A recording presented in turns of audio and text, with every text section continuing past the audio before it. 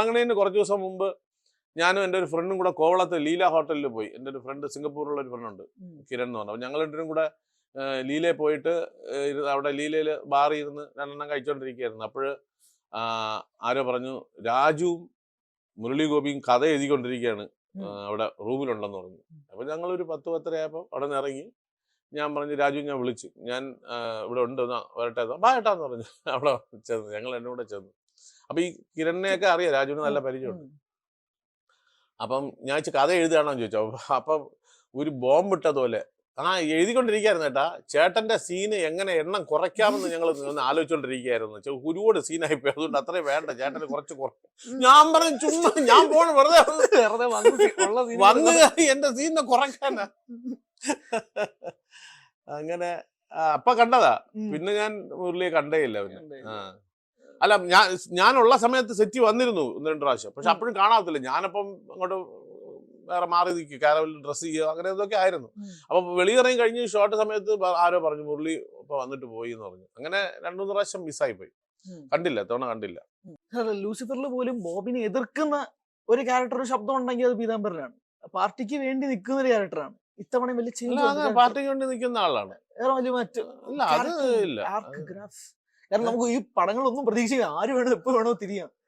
അതുകൊണ്ട് നമുക്ക് അങ്ങനെ അങ്ങ് ഉറപ്പിക്കാൻ. നമ്മള് സത്യസന്ധനായിട്ട് ഉള്ള ഒരു മനുഷ്യനാണ്. അത് ആദ്യം ഷൂട്ടിങ്ങിന്, ലൂസിഫറിന്റെ ഷൂട്ടിങ്ങിന് ഫസ്റ്റ് ഡേ ലൊക്കേഷൻ എത്തുമ്പോഴത്തേക്കും ലാലേട്ടൻ എൻ്റെ അടുത്ത് പറഞ്ഞതാണ്, ഈ പടത്തില് നിന്റെ ക്യാരക്ടർ ഒറ്റ വാക്കില് പറയാന്ന് പറഞ്ഞു. ഞാൻ ചെന്ന് കേട്ടാന്ന് വെച്ചു, ഈ മൊത്തം സിനിമയിൽ നല്ലവനായിട്ട് നീ ഒരുത്തനെ ഉള്ളൂ, എല്ലാരും ബാക്കി എല്ലാരും കുഴപ്പം, നീ ഒരുത്തൻ മാത്രമേ ഒരുത്തൻ നല്ലവനുള്ളൂ. അപ്പൊ ആ നന്മയും കൊണ്ട് ഇപ്പോഴും ഇങ്ങനെ ഒരു സൈഡിൽ കൂടെ പോകുന്നു, അത്രേ ഉള്ളൂ. നീ പറയാകൂല അപ്പൊ തിരിയുന്നു. മൂന്നാം ഭാഗമൊക്കെ വരുന്നുണ്ട്, പറയാൻ പറ്റത്തില്ല. ചേട്ടാ, ഇത് ഈ ആന്റണി പെരുമ്പാവൂർ നിർമ്മാതാവ്, കാരണം മലയാളത്തിൽ ഏറ്റവും വലിയൊരു പ്രോജക്ട് വരികയാണ്. അതിന്റെ ഇടയിൽ കൂടെ വിവാദങ്ങൾ ഒരു ഭാഗത്ത് നടക്കുന്നു, ഈ സിനിമയുമായി ബന്ധപ്പെട്ട് തന്നെ. അല്ല, അത് പതുക്കെ വിവാദത്തിലേക്ക് വരുന്നു എനിക്ക് മനസ്സിലായി. ഇല്ല, ഞാൻ വിവാദത്തിലേക്കൊന്നും പോകുന്നില്ല. കാരണം ഞാൻ പറയുന്ന അന്നാണ് അവസാനം ഈ സിനിമാ സമരം അവസാനിക്കുന്ന ദിവസമാണ് ഇതിലേക്ക് ലാസ്റ്റ് പോസ്റ്ററും വരുന്നത്. പിന്നീട് അങ്ങോട്ടാണ് അപ്ഡേറ്റുകൾ നിന്നത്. ആന്റണി എന്ന നിർമ്മാതാവിന് ഇത്തവണ ഒരു 11 ഹെലികോപ്റ്റർ ഒക്കെ കൊണ്ടുവന്നു എന്നൊക്കെ പറഞ്ഞ് പൃഥ്വിരാജിന്റെ പോസ്റ്റർ കണ്ടിരുന്നു. ഒരു വമ്പൻ ക്യാൻവാസിൽ ഈ സിനിമയെ ഒരുങ്ങുന്നുണ്ട്. ആ നിർമ്മാതാവൻ വെക്കാൻ പറ്റുന്ന ഒരു വിശ്വാസം എത്രമാത്രം ഒന്ന് അറിയാനായിട്ടാണ്. നിർമ്മാതാവ് എന്നുള്ളതിൽ ഭയങ്കര ടെൻഷൻ തന്നെയാണ്.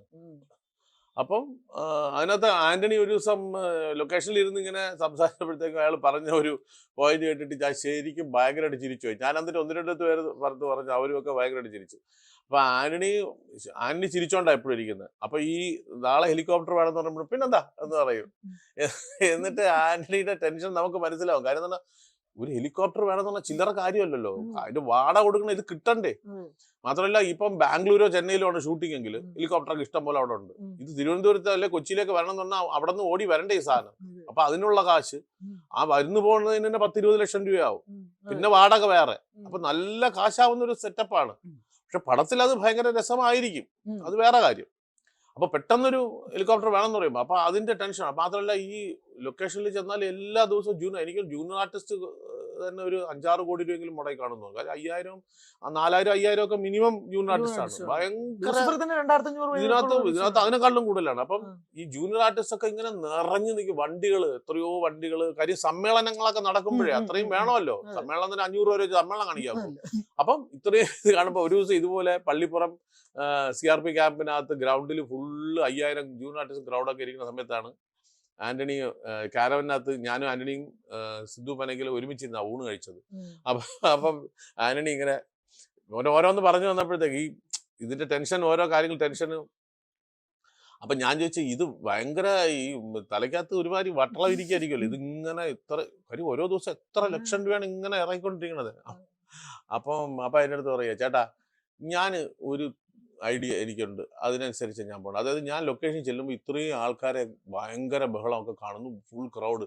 ഇത് ഏറ്റവും കൂടുതൽ ടെൻഷൻ അവിടെയല്ല, ഈ ക്രൗഡ് വരുന്നു എന്നുള്ളതല്ല ടെൻഷൻ. ഇത്രയും ക്രൗഡ് വന്നിട്ട് മഴ പെയ്യുമ്പോഴാണ് ടെൻഷൻ. കാര്യം മഴ പെയ്താൽ ഷൂട്ടിംഗ് കുളമായി, ഷൂട്ടിംഗ് നടക്കില്ല. അപ്പൊ ഈ 5000 പേരുടെ ജൂനിയർ ആർട്ടിസ്റ്റിന്റെ റെമ്യൂണറേഷനും അന്നത്തെ ഫുൾ വണ്ടിയുടെ വാടക അത് ഇത് എല്ലാം വേസ്റ്റായി പോവാണ്. ആ പൈസ അങ്ങനെ വേസ്റ്റായി പോവാണ്.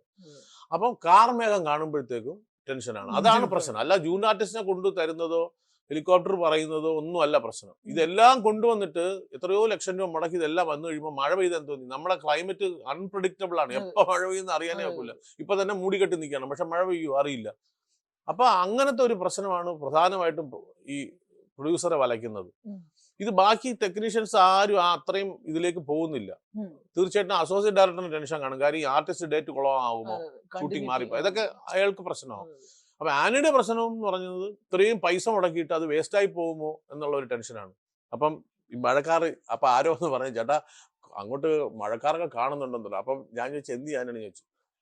അതിപ്പോ ചേട്ടാ ഞാൻ എന്തെന്നറിയാമോ, ഞാൻ ഇതെല്ലാം കൂടെ ആലോചിച്ചിട്ട് ഇത് ആരുടെയോ ഷൂട്ടിങ്, പാവം അവരുടെ കഷ്ടപ്പാട് ആലോചിച്ച് നോക്കിയെന്ന് ഞാൻ വണ്ടി കയറി പൊക്കളയോ എന്ന്. അയാളുടെ ഷൂട്ടിങ് ഞാൻ മനസ്സിൽ ഇത് വേറെ ആരുടെയോ ഷൂട്ടിങ് കേട്ടാ, ഇത് അവരെന്ത് ചെയ്യുമോ കഷ്ടപ്പാട് എന്ന് പറഞ്ഞ് വണ്ടി എടുക്കണം, പോവാന്ന് പറഞ്ഞ വണ്ടി എടുത്ത് പൊക്കളയോ എന്ന്. ഞാൻ ചിരിച്ച് ഞാൻ പറഞ്ഞു ഞാൻ എന്റെ പടമാണെന്നേ ഞാൻ വിചാരിക്കില്ല, വേറെ ആരോ ഷൂട്ട് ചെയ്യണം പടം, ഞാൻ ടെൻഷനൊന്നും എനിക്ക് തലക്കേറ്റ, ഞാൻ വണ്ടി കയറി പൊക്കളയോ എന്ന്.